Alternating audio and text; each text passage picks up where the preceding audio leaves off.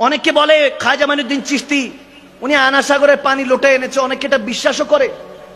দেওবন্দে হিন্দুস্তানের অনেক ওলামায়ে কেরামরা বিশ্বাসও করেন।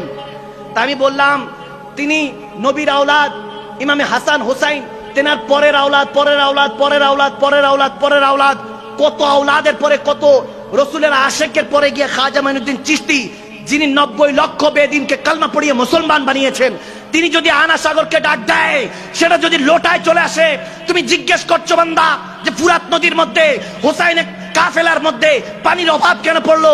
আমি বলি না না, ওই দিন পিপাসিত হোসাইন ছিলেন না, ওই দিন পিপাসিত কারবালার ময়দান ছিলেন, ফুরাত নদী ছিলেন, ঠিক না? আজমাতে হাসান হোসেন কি বুঝো তুমি? তুমি কি বুঝবা? তুমি মানো যে হাসান হোসেন জান্নাতের সর্দার, সম্রাট, এই হাদিস মানো, কিন্তু মুহররম আসলে তোমার যখন আমরা কেউ সুন্নি মুসলমানরা শাহাদাতে কারবালা মাহফিলগুলি সাজায়, তখন তোমার গায়ে আগুন জেগে যায়, তখন তোমার এজিদ সম্পর্কে আকীদা বের হয় রহমতুল্লাহ আলাইহি নাউজুবিল্লাহ। এত আস্তে কেন নাউজুবিল্লাহ?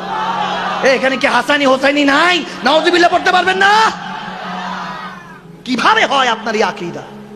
আপনি মিম্বরে রাসূলে বসে, নাউজুবিল্লাহি মিন যালিক, আস্তাগফিরুল্লাহ, কিভাবে আকীদা হয় যে আপনি মিম্বরে রাসূলে বসে নওয়াসায়ে রাসূলের উপরে যে তলোয়ার চালিয়েছে, 3 দিনের বেশি শোক পালনের নির্দেশনা নাই, ওটা আমরা মানি। আমরা সুন্নি মুসলমানরা, আমরা আলা হযরতের অনুসারীরা, ইমামে আহলে সুন্নাতদের অনুসারীরা, আমরা এটা মানি।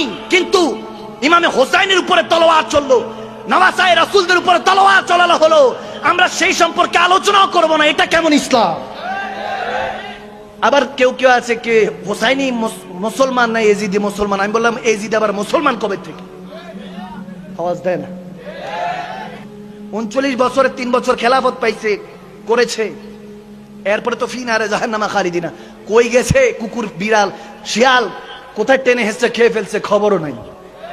কারো যদি এজিদের সম্পর্কে এত ভালো লাগে, নিজের ছেলের নাম রাখেন এজিদ, আগে পরে আমার নবীর নাম লাগানো যাবে না, ডাকবে ডাইরেক্ট এজিদ, যাতে কেউ হেঁটে গেলে আপনাকে বলে ওই যে এজিদের বাপ।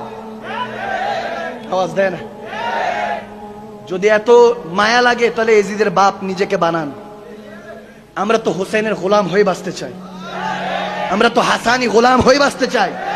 আরে যখন ইসমাইল জবিউল্লাহর কথা আপনি বলেন, 10ই জিলহজে যখন কোরবানি করতে যান, কেন আপনার মনে পড়ে না ইব্রাহিম খলিলুল্লাহর উপরে যখন ইমতিহান আসলো, ইসমাইল জবিউল্লাহকে শাহাদাতের রক্ত পেয়ালা পান করার জন্য হুকুম আসলো, আল্লাহর রাহে যখন কোরবানির হুকুম আসলো, তখন ইসমাইল জবিউল্লাহ দাদা হন, দাদা নবীজির দাদা, ইমাম হাসান হোসেনের দাদা, তিনি হলেন ইসমাইল জবিউল্লাহ ইব্রাহিম খলিলুল্লাহ।